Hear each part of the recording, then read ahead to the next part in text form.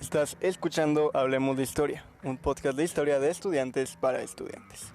Bienvenidos al episodio número 12 de este proyecto. Y bueno, después del episodio anterior sobre el 2 de octubre y todo el gran recibimiento que tuvo, estoy muy agradecido por todo el apoyo que ustedes, los escuchas, me han brindado. Espero seguir manteniendo este nivel que se merecen y pues nada, solo quería agradecerles. Y nada, muchísimas gracias. Se quedan en su podcast.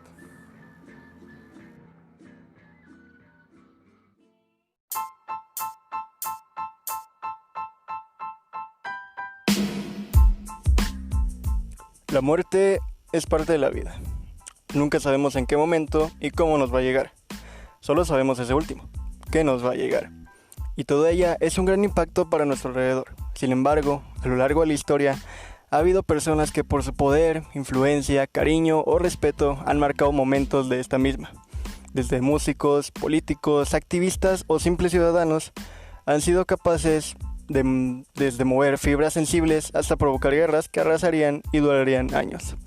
Por eso, en esta nueva sección de Hablemos de Historia, en la que repasaremos varios sucesos en un solo episodio, conoceremos algunas de las muertes que sacudirían al mundo. Acompáñenme, pero antes quiero aclarar que la numeración no tiene ninguna importancia.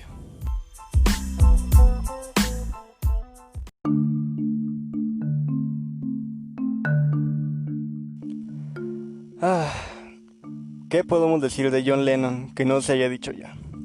John Winston Lennon nació el 9 de octubre de 1940 en Liverpool, Inglaterra, hijo de Alfred Lennon y Julie Stanley, pero fue criado por la hermana de esta, Mimi, pues sus padres se separarían cuando él todavía era muy pequeño.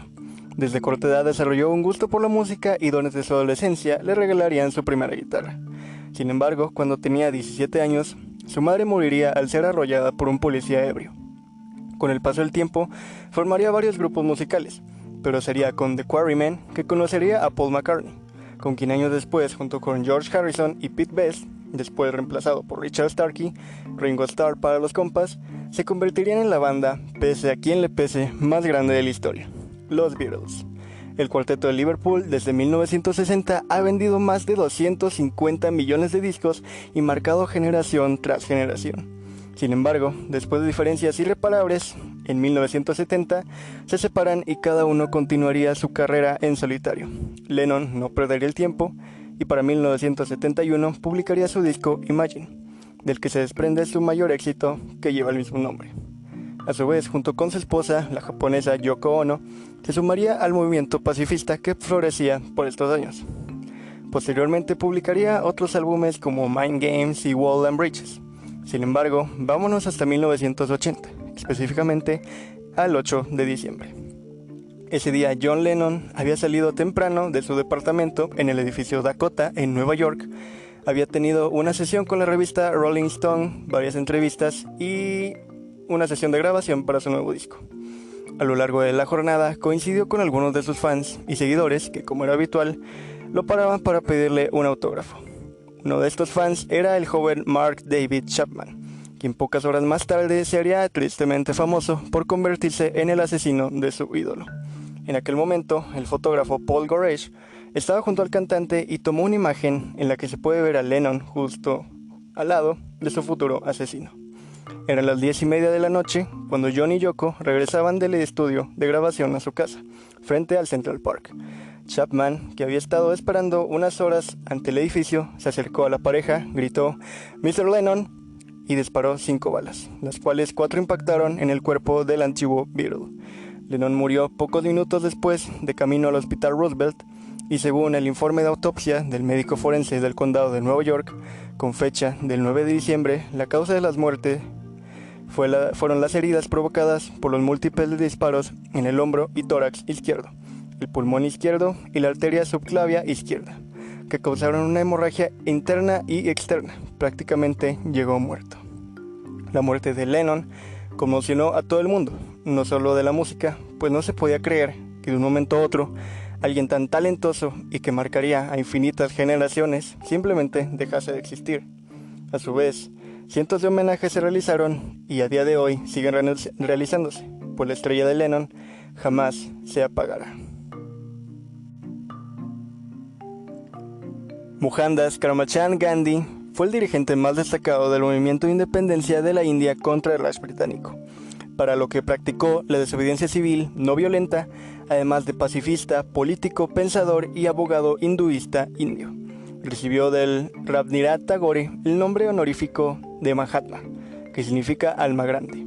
Con 18 años se mudó a Londres para estudiar Derecho en la University College London, y cuando finalizó sus estudios regresó a Bombay para intentar ejercer como abogado. Pero la sobresaturación de la profesión en aquella época, unida a la falta de experiencia real de Gandhi en los tribunales, le imposibilitaron cumplir tal propósito. Para su suerte, ese mismo año, 1893, se le presentó la oportunidad de trabajar en Sudáfrica, empleo que aceptó de inmediato, motivado por la lucha de resistencia y desobediencia civil no violenta que estaban llevando a cabo sus compatriotas ante la presión y discriminación del país hacia los hindúes. Allí en Sudáfrica, Gandhi comprobó en primera persona el fuerte rechazo y odio hacia los indios, lo que le motivó en 1894 a crear un partido político indio que defendiera sus derechos. Tras 22 años de protestas no violentas en Sudáfrica, Gandhi ganó el poder y respeto suficiente como para negociar con el general sudafricano Jan Christian Smuts una solución para el conflicto indio. En el año de 1915, Gandhi regresó a la India, donde continuó promulgando sus valores religiosos, filosóficos y especialmente políticos. De estos últimos años destacaron dos grandes protestas sociales, la Marcha de la Sal de 1930 y la reivindicación de la independencia de la India del Imperio Británico en el marco de la Segunda Guerra Mundial. Gracias.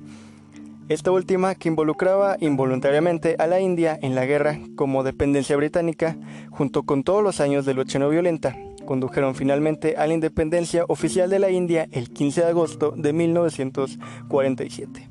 El 30 de enero se dirigía a una plaza cercana a su domicilio en Nueva Delhi. Eran las 5:17 de la tarde. Allí le esperaban unas 500 personas para realizar un rezo comunitario. Un hombre se acercó a él con las manos juntas en señal de oración. Cuando lo tuvo delante, le disparó 3 balas en el pecho a quemarropa. Más tarde declararía: con la pistola en la mano derecha junté las manos y grité Namaste. Las últimas palabras de Mahatma serían He Ram, Dios mío, y se desplomó lentamente sobre la hierba con las palmas de sus manos apretadas todavía una contra la otra, como un gesto de ofrenda y de saludo hacia su asesino. El culpable sería Turam Godse, un radical hindú seguidor del partido ultraderechista Mashakba, que acusaba a Gandhi de haber consentido la secesión de Pakistán y de debilitar al gobierno indio con sus continuas concesiones a los musulmanes. Juzgado junto a 7 hombres participantes en la conjura, fue ahorcado el 15 de noviembre de 1949. Pese a las demandas de los hijos de Gandhi, que imploraron su perdón. Más de 1 millón de personas acompañaron a la comitiva que condujo al cuerpo a la pira funeraria. Los himnos, rezos y lamentos inundaron la escena. Sobre todo de ellos se alzó un grito unánime: el Mahatma Gandhi se ha hecho inmortal. Mohandas posteriormente se convertiría todavía más en un símbolo de resistencia pacífica en todo el mundo, y a la vez nos hizo constar que en un mundo tan humano, en el mal sentido de la palabra, la violencia siempre sobrepasa a la paz. Nacido en el 100 a.C. en la ciudad de Roma, Julio César fue el más destacado político y militar de su tiempo, y uno de los más grandes de la historia. Cuando Lucio Cornelio Sila, líder de los optimates, fue nombrado dictador en el 82 a.C., Julio creyó prudente salir de Roma. No regresó a la ciudad hasta el 78 a.C., tras la dimisión de Sila. Contaba con 22 años de edad y, sin conseguir un cargo, abandonó Roma de nuevo y viajó a Rodas, donde realizó estudios de retórica. Regresó a Roma en el 73, convertido en un orador muy persuasivo. En el 69, César fue elegido cuestor y en el 65, edil curul. En el 60, después de un año como gobernador de Hispania, se unió a Carso y Pompeyo para formar el primer triunvirato con el fin de fortalecer aún más su relación. Pompeyo se casó con la hija de César, Julia. César fue elegido cónsul en el 59 a.C. y en el 58 fue gobernador de la Galia. Los 7 años siguientes dirigió las guerras de las Galias. Aparecieron diferencias entre César y Pompeyo, cuyos lazos familiares se habían roto con la muerte de Julia en el 54 a.C. En el 52, al fallecer Carso, Craso, Pompeyo fue nombrado único cónsul. Decidió acabar con el poder de César, incitado por Pompeyo. El Senado pidió a César que renunciara a su mandato y disolviera su ejército o sería considerado enemigo público. Los tribunos, que eran agentes de César, vetaron esta moción, pero fueron expulsados del Senado. Las fuerzas de Pompeyo, muy superiores a las de César, estaban dispersas por todas las provincias y sus tropas de la península itálica no estaban preparadas para la guerra. En el año 49, César cruzó el Rubicón, un pequeño río que separaba su provincia, Gala Cispalina, de Italia y se dirigió hacia el sur. Pompeyo huyó a Brundusium y desde ahí a Grecia. En el periodo de 3 meses, César controló toda la península itálica y sus fuerzas tomaron Hispania y el puerto clave de Massilia en Francia. César se convirtió en dictador hasta ser elegido cónsul en el 48 a.C. En Grecia destruyó las fuerzas de Pompeyo en Farsalia. Huyó a Egipto, donde fue asesinado. César visitó Egipto, instaló a Cleopatra, hija del fallecido rey Ptolomeo XII, como reina, y en el 47 sometió Asia Menor y regresó a Roma como dictador. El poder de César era su posición de dictador vitalicio. También fue nombrado cónsul por 10 años en el año 45 y recibió la inviolabilidad de los tribunos. Además, como sumo sacerdote, fue jefe de la religión del Estado, pero sobre todo tenía el mando de todos los ejércitos. En las provincias eliminó el corrupto sistema de impuestos y patrocinó el establecimiento de colonias de veteranos y amplió la ciudadanía romana. Sin embargo, el 15 de marzo del 44 acudió al Senado sin más protección que la compañía de sus colaboradores más cercanos. Antes de que diera comienzo la reunión senatorial, un grupo de conspiradores lo rodearon. Lucio Tilio Cimber, que había servido a las órdenes del César, le reclamó que perdonara a su hermano, que se encontraba en el exilio.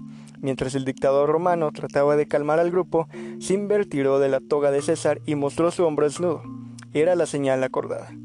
Casca sacó su daga y le apuñaló, pero solo fue capaz de arañar el cuello del dictador. Según algunas versiones, César agarró los brazos de Casca y forcejeó con él intentando desviar la daga. El general romano no solo se defendió por unos segundos de los ataques, sino que fue capaz de sacar un afilado punzón y herir a varios hombres, al menos 2, incluido a Bruto, en su muslo. Tras el ataque de Casio, los otros conjurados se unieron a la lucha, propinando a César numerosas estocadas y tajos. Solo 2 senadores de los presentes trataron de ayudar al dictador, pero no consiguieron abrirse camino. Sin que sea posible de comprobar, puesto que las fuentes presentan distintas versiones, Marco Bruto fue uno de los últimos en acuchillar a César, con una herida en la ingle, y al que habría dirigido el famoso «Tú también, hijo mío». Con 23 puñaladas en su cuerpo, aunque solamente una mortal, Julio César se cubrió la cabeza con su túnica púrpura en un último esfuerzo por mantener la dignidad y cayó desplomado junto al pedestal de la estatua de Pompeyo, su máximo rival. El pánico se propagó por la sala. Los senadores, que no tenían manchada la ropa de sangre, huyeron del lugar enseguida y durante un tiempo toda Roma quedó anonadada sin decidir si aquello era el comienzo de una nueva guerra civil o el origen de los festejos por la muerte de un tirano. Julio César marcaría un antes y después en la historia de Roma y del mundo de esos años. A partir de su muerte, el imperio iría en declive hasta su separación y posterior desaparición en Occidente en el 476 de nuestra era. Franz Ferdinand, Francisco Fernando para los compas, nació en la ciudad austríaca de Graz el 18 de diciembre de 1863. Era hijo del archiduque Carlos Luis y sobrino de los emperadores Francisco José y Maximiliano de México. Pertenecía a la Casa de Habsburgo, la cual había gobernado durante siglos el Sacro Imperio Romano, y a su sucesor a partir de 1806, el Imperio Austriaco y finalmente al Imperio Austrohúngaro. El 24 de junio de 1914, el archiduque estaba de visita junto a su esposa Sofía Chotek en la ciudad de Sarajevo, en la provincia de Bosnia-Herzegovina, que en ese entonces pertenecía al Imperio Austrohúngaro. La visita, sin embargo, no era vista con buenos ojos. Para muchos era incluso una provocación. Entre estos estaba un grupo de jóvenes nacionalistas serbios que luchaban para que Serbia recuperara la provincia de Bosnia-Herzegovina. Varios de ellos salieron a la calle y se mezclaron entre la multitud a esperar el paso de la caravana imperial. A eso de las 10 de la mañana comenzó el caos. Nedjeljko Kabrinovich, uno de los jóvenes conspiradores, lanzó una granada contra el carruaje descapotado en el que iban Franz y Sofía. El artefacto, sin embargo, rebotó en la parte de atrás y al explotar hirió a varios miembros del séquito y a espectadores del desfile. La pareja imperial resultó ilesa, pero su equipo de guardia insistió en que cancelaran el recorrido.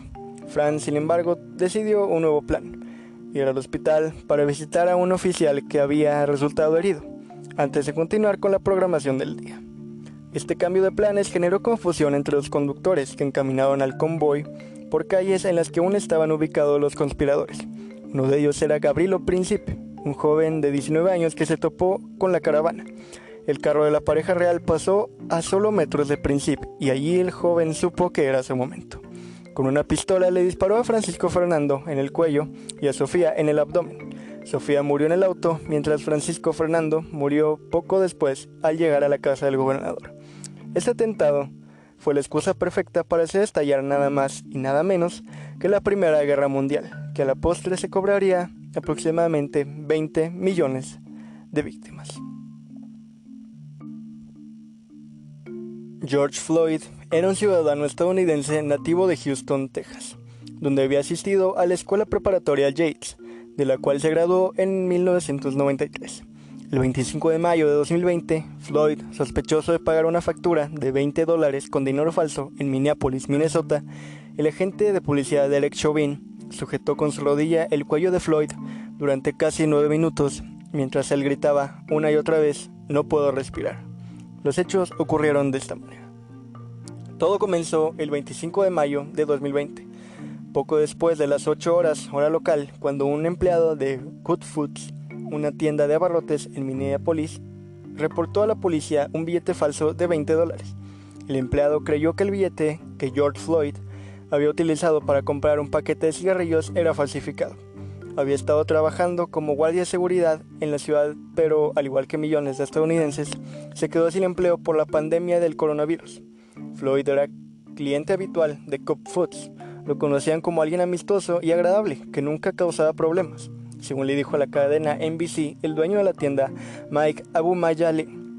Pero él no estaba trabajando el día que ocurrió el arresto.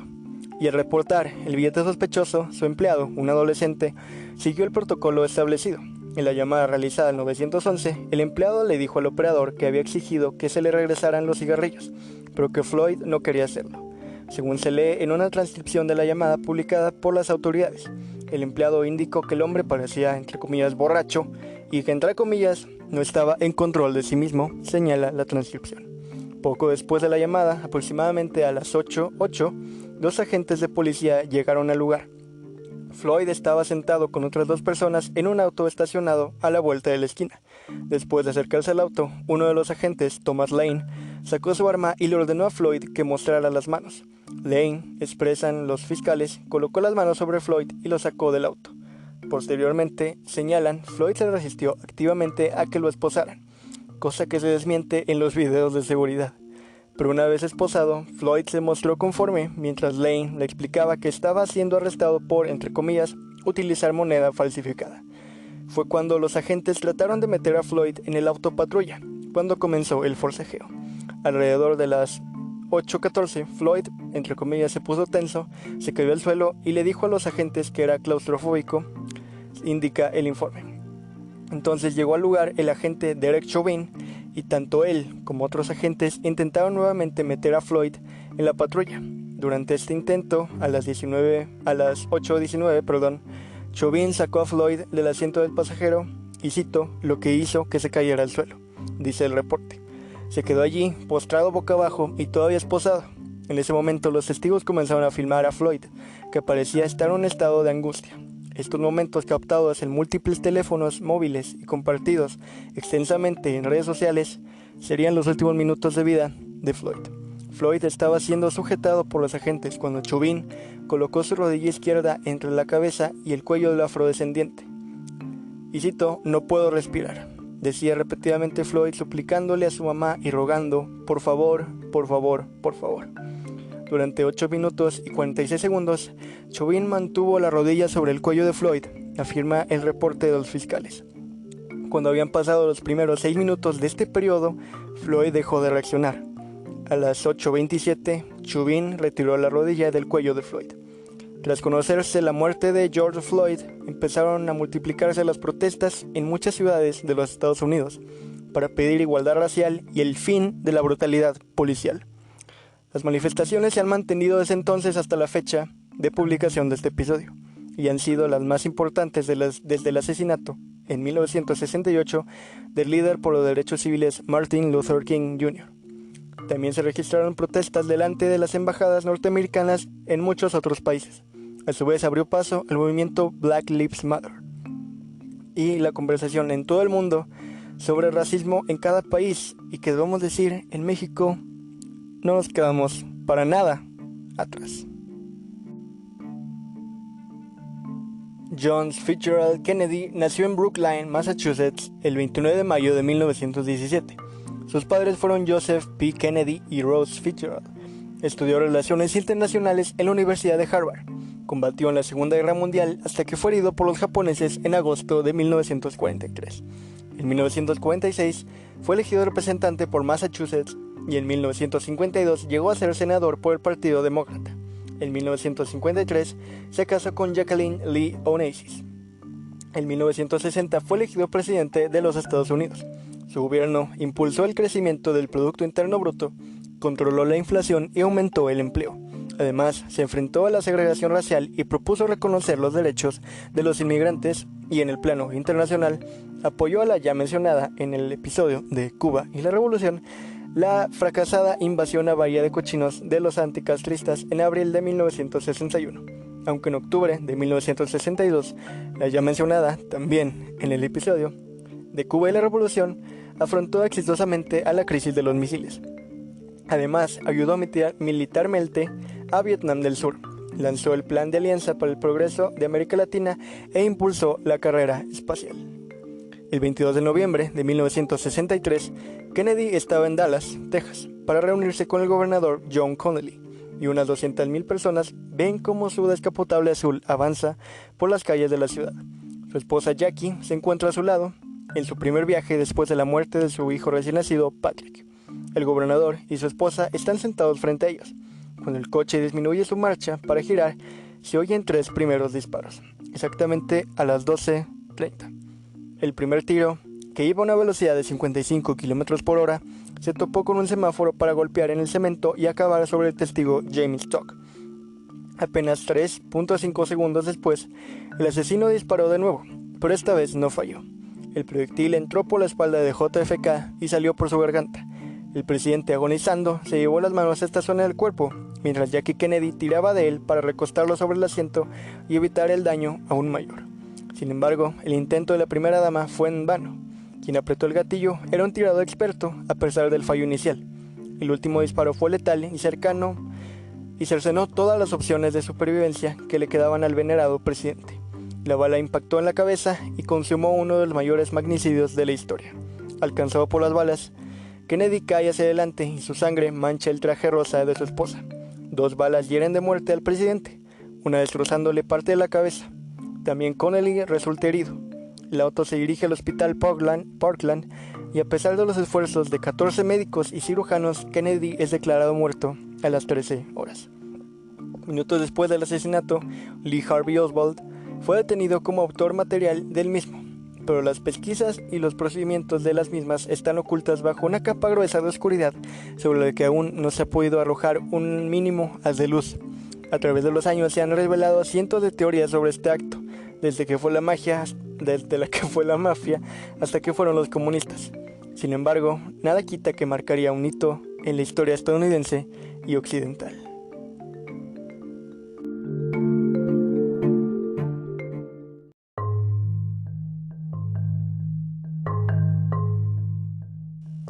Kobe Bryant nació el 23 de agosto de 1978 en Filadelfia, Pensilvania. Fue el hijo menor, tras sus hermanas Shaya y Sharia, de Pamela Cox Bryant y de Joe Jelly Bean Bryant, exjugador de Philadelphia Sixers. Los Charlotte Hornets seleccionaron a Bryant procedente del Instituto Lower Merion de Filadelfia en el draft de la NBA de 1996, pero fue traspasado inmediatamente a Los Angeles Lakers. junto con Shaquille O'Neal, Bryant llevó a su equipo a la consecución de 3 campeonatos de la NBA entre el 2000 y 2002. Tras la salida de O'Neal, Kobe lideró la clasificación de máximos anotadores de la liga en 2006 y 2007 y logró varios récords en ese periodo. En enero de 2006 anotó 81 puntos ante los Toronto Raptors, la segunda mejor anotación de la historia por detrás de los 100 puntos de Wilt Chamberlain en 1962. El 7 de mayo de 2008 fue nombrado MVP de la temporada 2007-2008 de la NBA. Después de perder las finales de 2008, ayudó a los Lakers a la obtención de otros 2 campeonatos consecutivos en 2009 y 2010, donde ganó ambas ocasiones el premio Bill Russell al MVP de las finales de la NBA. En la actualidad, Bryant ocupa el 4º lugar en la lista de máximos anotadores de la NBA, solo superado por LeBron James, Karl Malone y Kareem Abdul-Jabbar. Bryant era, junto con este último, el jugador que más veces había sido elegido parte del mejor quinteto de la temporada, con 11 selecciones. Asimismo, era el segundo con más convocatorias, con 18, al All-Star Game de la NBA, solo por detrás también de Abdul-Jabbar. Se retiró el 13 de abril de 2016, al final de temporada regular, donde su equipo no clasificó a los playoffs, en un partido contra el Utah Jazz, en el cual encestaría 60 puntos, siendo este un récord para el jugador en el último partido de su carrera, convirtiéndose también en el máximo anotador en un juego en aquella temporada, superando a Anthony Davis por tan solo un punto. El 18 de noviembre de 2017, sus camisetas con los dorsales 8 y 24 fueron retiradas por los Lakers, siendo la primera vez en la historia de la liga que a un jugador le retiran 2 números en el mismo equipo. El 26 de enero de 2020, mientras pilotaba su helicóptero, se estrelló en el condado de Los Ángeles, California. Iba en compañía de su hija Jana, de 13 años, y 8 personas más. El sheriff del condado de Los Ángeles, Alex Villanueva, se negó a confirmar las identidades a rueda de prensa hasta que hayan sido identificados oficialmente por los forenses. Los bomberos recibieron la primera llamada que avisaba de que un helicóptero se había estrellado a las 9:47. El accidente se produjo en una colina en la zona de Calabazas, una localidad de alto poder adquisitivo del noroeste de Los Ángeles, cerca del número 4200 de Las Virgenes Road. El helicóptero era un Sikorsky S-76 del 91. El diario Los Angeles Times informaba que el helicóptero despegó a las 9:06 del aeropuerto John Wayne en el condado de Orange, al sur de Los Ángeles, donde vivía Bryant. El helicóptero se dirigía siempre, según los medios locales, a la academia de baloncesto Mamba Sports Academy, fundada por Bryant, que se encontraba en Thousand Oaks, cerca de Calabazas. No hay confirmación oficial. La agenda de la academia muestra que el equipo tenía un partido ese domingo a las 2 de la tarde. La muerte de Kobe Bryant causó un enorme impacto en la ciudad donde hizo su carrera, y en todos los Estados Unidos y en todo el mundo. Era una estrella global como pocas que ha dado el deporte norteamericano. Como ya mencionamos, jugó 20 temporadas de la NBA con los Angeles Lakers. Se le conoció por el sobrenombre de la Mamba Negra. Fue el jugador más joven de la historia en lograr un fichaje en la liga profesional a los 17 años, en el 96, como ya mencionamos. Ganó 5 campeonatos y marcó una época junto a los jugadores como Shaquille O'Neal y Pau Gasol. Es el 4º mayor anotador en la historia de la liga, recientemente superado por LeBron James, y hace 2 años ganó un Oscar por un documental sobre básquetbol. Estrellas de la ciudad comenzaron a tuitear fotos suyas con Kobe y mensajes de dolor. Entre los primeros, Snoop Dogg, Rube Lowe y Jamie Foxx. La noticia también causó un enorme impacto en el mundo del deporte. Pau Gasol, que compartió su camiseta en Los Ángeles con Bryant, escribió: "Más que destrozado, mi hermano mayor, no puedo creerlo". El FC Barcelona, que Bryant era un deportista ejemplar cuya figura trascendió las pistas de baloncesto, y el Real Madrid se refirió a Bryant como leyenda del baloncesto y del deporte mundial. Kurt Donald Cobain nació en Washington el 20 de febrero del año 1967, hijo de Wendy Elizabeth Brandenburg y Donald Leonard Cobain. Cuando cumplió 6 meses de edad, su familia decidió mudarse a la ciudad escocesa de Aberdeen. De niño empezó su afición por la música. 2 de sus canciones favoritas eran Hey Jude de los Beatles y Motorcycle Song, compuesta por Arlo Guthrie. También era fan del grupo Ramones. La vida de Kurt Cobain cambió a los 9 años, cuando sus padres decidieron divorciarse. Llegó a odiar a sus padres, según confesaría él años más tarde en una entrevista. Empezó viviendo con su madre, pero después de un año se volvió a mudar a Washington para vivir con su padre. Siendo adolescente sufrió bullying por parte de sus compañeros de clase, no solo en la escuela, a Kurt también lo acosaban en la calle. El regalo más especial de su vida se lo hizo su tío a la edad de 14 años, una guitarra que había adquirido en el centro musical Rosebeer. Desde ese momento, Kurt intentó formar grupos musicales con los amigos para interpretar canciones de grupos musicales de la época como Led Zeppelin o AC/DC. Estando en secundaria conoció a Chris Novoselic, con el que practicaba ocasionalmente en el segundo piso de un salón de belleza que era propiedad de la madre de Chris. Unos años más tarde, Kurt le intentó convencer para que formaran un grupo musical. Después de meses pensándoselo, finalmente Chris Novoselic aceptó su propuesta. Las bases del grupo Nirvana ya estaban asentadas. En los primeros años, Kurt y Chris tuvieron que cambiar con frecuencia de baterista. Dale Crover, Aaron Burkhardt y Chad Kenning fueron solo algunos de los muchos nombres de esta lista. Finalmente, a finales del año 1990, se les unió Dave Grohl como baterista. Con él sí tendrían el éxito esperado. Firmaron un contrato con una gran discográfica. El primer álbum que sacaron con dicha discográfica fue Nevermind. Ni las expectativas más halagadoras consideraban que superarían las 500,000 copias vendidas. Se equivocaban.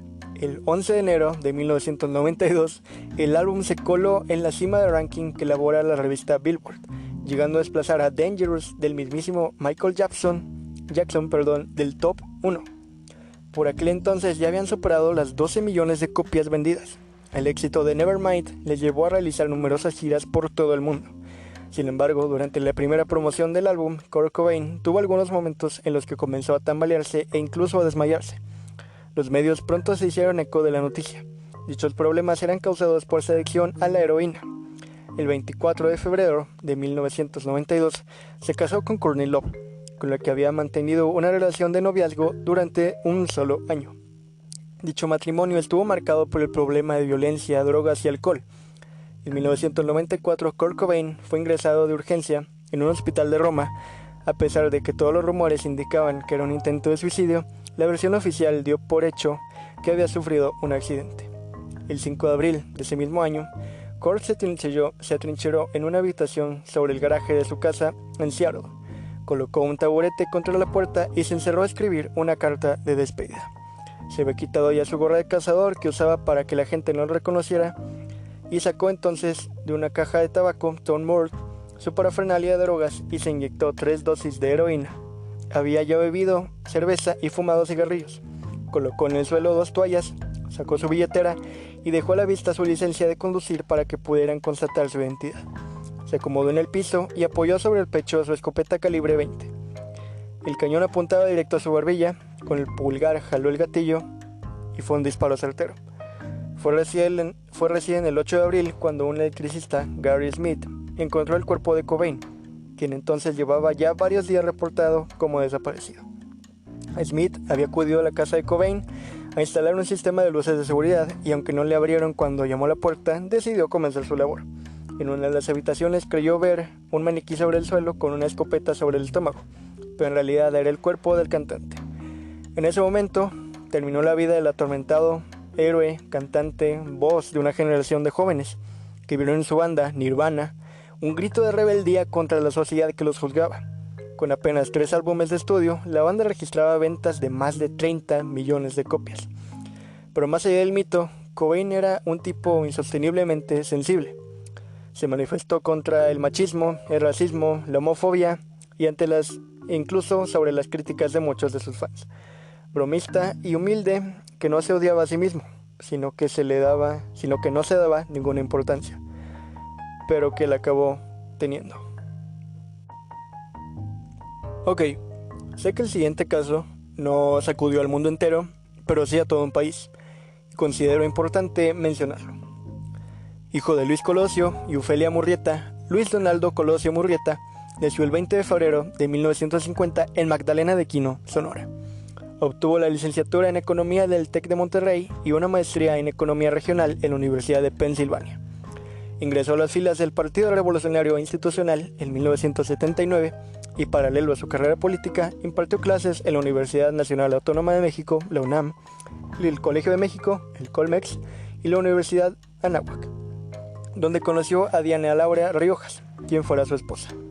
En 1982 obtuvo un cargo en la Secretaría de Programación y Presupuesto, encabezada entonces por Miguel de la Madrid Hurtado. 3 años más tarde, en 1985, ganó la Diputación Federal por Sonora y asumió la presidencia de la Comisión de Programación, Presupuesto y Cuenta Pública de la Cámara de Diputados. Según la organización César Camacho, para 1987 fue designado oficial mayor del Comité Ejecutivo Nacional del PRI.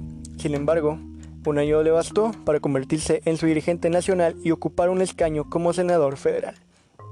Bajo su liderazgo, el PRI obtuvo la mayoría de escaños y curules en Cámara de Diputados y el Senado. Durante las elecciones federales del 18 de agosto de 1991, de acuerdo con el histórico del Instituto Federal Electoral. En ese mismo año, el presidente Carlos Salinas de Gortari, quien fuera su padrino al ingresar al partido, lo incorporó al gabinete federal como secretario de Desarrollo Social. El 28 de noviembre de 1993, Colosio se afianzó la candidatura del PRI a la presidencia de la República y dejó en el camino a sus compañeros Manuel Camacho Solís y José María Córdoba Montoya. El momento catártico de su carrera política llegó el 6 de marzo de 1994, cuando en el Monumento a la Revolución pronunció un discurso con el que exigió la modernización del PRI a partir de las exigencias de la historia y los pobres del país. Sin embargo, el 23 de marzo de 1994, Colosio llegó a Tijuana para realizar eventos de proselitismo y, según versiones de periodistas que cubrían la campaña del futuro presidente, el acto en el barrio popular de Lomas Taurinas no estaba en la agenda principal. Aproximadamente a las 4 de la tarde, el candidato Colosio estaba llegando a la explanada de la colonia de Lomas Taurinas, la que 3 meses más tarde llevaría su nombre, para ofrecer un mitin a más de 4,000 personas. Sin demasiada seguridad, el candidato sonreía, saludaba y se abría paso entre la gente que se amontonaba para entregarle una carta, saludarlo, abrazarlo o simplemente verlo. 1 hora, 12 minutos más tarde, recibía 2 disparos, uno de ellos en la cabeza que lo mataría. El asesino solitario, como lo llamaron, a Mario Aburto, fue quien accionó el arma dando muerte al candidato. Menos de 10 minutos después del atentado, la ambulancia arribó al Hospital General de Tijuana, ubicado a poco más de 5 kilómetros de Lomas Taurinas. A las 5:20, el candidato ingresó inconsciente al área de urgencias, en paro respiratorio, pero con pulso. De inmediato lo transfirieron a quirófano y, cito, se realizaron diversas maniobras encaminadas a tratar de salvar la vida del paciente, pero médica y clínicamente era imposible por la gravedad de la lesión en la cabeza, no así la lesión que presentaba en el abdomen. No obstante todos los esfuerzos humanos y médicos que se realizaron, falleció el licenciado Colosio. El presidente Carlos Salinas emitió 2 declaraciones, una a las 7:05 hora de México y otra 2 horas después. En la primera dijo que había enviado a su médico personal y a un especialista para auxiliar a los médicos que trataban al candidato, así como al Procurador General de la República, para coadyuvar en la investigación. En el segundo comunicado confirmó el fallecimiento. Colosio era visto en aquellos años como el único político que podía hacer prosperar el país, pero fue asesinado. Aunque la verdad nunca lo sabremos, aunque lo que sí es que en el candidato se veía una luz de esperanza que podía cambiar al país, a un país que por más de 55 años había sido y continúa, pero con otros nombres y otros colores, desangrado por una dictadura perfecta. Es innegable que en Colosio existían otros valores diferentes al PRI de esos años, y pienso que eso fue a lo que llevó que fuera silenciado. Y es que él mismo lo había dicho: yo veo un México con hambre y con sed de justicia. Martin Luther King Jr. nació el 15 de enero del año 1929 en Atlanta, Georgia. Era el primer hijo de un reverendo llamado Martin Luther King, de quien heredó su nombre. Hasta los 12 años vivió con sus padres, abuelos, hermanos, tías y tíos y otros residentes en una casa victoriana de 2 pisos que estaba muy cerca de una parroquia que era propiedad de su padre y de su abuelo. A los 15 años entró en el Morehouse College y fue nombrado ministro baptista a los 17 años. En 1951 se graduó en el Crozer Theological Seminary y allí empezó a conocer las ideas del nacionalista indio llamado Mahatma Gandhi. las cuales dejó que le influyeran y se convirtieron en su propia filosofía pacifista. A partir de allí, Martin Luther King decidió luchar por la defensa de los derechos civiles, siempre con una lucha pacifista y sin opción a la violencia ni la opresión. En 1955 participó en una protesta contra el racismo de los transportes públicos. Durante esa protesta fue arrestado y encarcelado, destruyó su hogar y recibió muchas amenazas de muerte. Aún así, la protesta tuvo éxito y Martin Luther King empezó a ser un líder muy respetado. En 1963 empezó una campaña a favor del derecho de votar de los ciudadanos negros y de acabar con el racismo y conseguir una mejor educación y mejor alojamiento. Durante esa campaña fue arrestado varias veces. El 28 de abril de 1963, 200,000 personas lo oyeron pronunciar su famoso discurso I Have a Dream, en contra del racismo que estaba presente en su país. Martin Luther King salió a varios partidos estadounidenses que iban en contra de la guerra de Vietnam, y en el año de 1964 se le otorgó el Premio Nobel de la Paz. Pero ni sus ideales ni sus mensajes pacifistas fueron suficientes para detener el avance violento de otros grupos como Panteras Negras, que pretendían conseguir cambios utilizando la violencia. En marzo del año 1965 encabezó una manifestación de miles de defensores de los derechos civiles que recorrieron casi 100 kilómetros desde Selma hasta Montgomery. A finales de marzo de 1963, King se dirigió a Memphis, Tennessee, para apoyar a los trabajadores afroamericanos de los sanitarios públicos, representando a la AFSCME local 1799. Habían estado en huelga desde el 12 de marzo para lograr aumentar sus sueldos y lograr un mejor trato. Por ejemplo, a diferencia de los blancos, a los trabajadores afroamericanos no se les pagaba cuando eran enviados a sus casas debido al mal tiempo, entre muchas otras cosas. El 3 de abril, King regresó a Memphis y se dirigió a un conjunto de personas dando el discurso titulado I've Been to the Mountain Top en Mason Temple. El avión de King se retrasó debido a que se hicieron amenazas de bomba en contra de él. Martin Luther King fue abatido de un tiro en la cabeza por un francotirador mientras saludaba a sus seguidores desde el balcón del Motel Lorraine, acompañado por sus colaboradores, entre los que se encontraban el reverendo Jesse Jackson. Tenía 39 años. El atentado provoca estupefacción en la nación y es el inicio de graves desórdenes e incendios que se extienden a otros estados, lo que arroja un resultado de cerca de 50 muertos. El abogado de la familia y autor del libro Un acto de Estado, la ejecución de Martin Luther King, William Pepper, explicó que el líder afroamericano fue asesinado por oponerse a la guerra de Vietnam y por su campaña contra la pobreza. De hecho, en 1968, Martin planeaba una ocupación pacífica de Washington en contra de la pobreza, pero fue asesinado antes de liderar esta movilización que reuniría a 500,000 ciudadanos pobres. El propósito era bloquear la capital, Washington D.C., para exigir la aprobación de sus demandas económicas, entre ellas el empleo, ingresos y vivienda digna.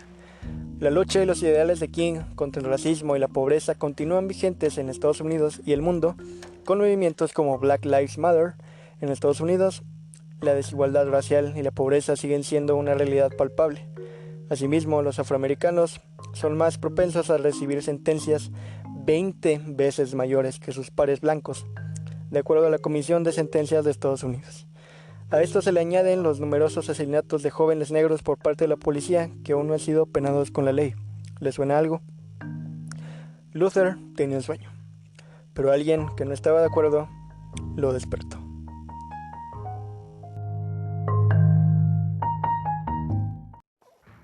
Y es así como termina el episodio 12 de Hablemos de Historia, un podcast de estudiantes para estudiantes. Espero de todo corazón que te haya gustado esta nueva sección, que será como una especie de top, por así decirlo, de momentos, personajes o cualquier otra cosa que se me ocurra, montado en un solo episodio. No olvides seguirme aquí en Spotify, en Anchor, en Google Podcast o en donde quiera que estés escuchando esto. Recuerda que también estamos en Instagram, en donde me puedes encontrar como @hablemospodcast, podcast con doble T, donde estaré subiendo las imágenes de referencia para entender mejor cada episodio, y me puedes comentar sugerencias de temas por algún otro episodio futuro. Créeme que todo lo tomé en cuenta y lo agradezco. En fin, yo soy Alex Martínez, muchísimas gracias por haberme escuchado, nos vemos el siguiente episodio. Podemos ir en paz, no olvides hacer tu tarea, ser feliz, lavarte las manos y recordar que siempre, pase lo que pase, si nosotros hablemos, ellos arderán con nosotros. Cuídate mucho. Bye.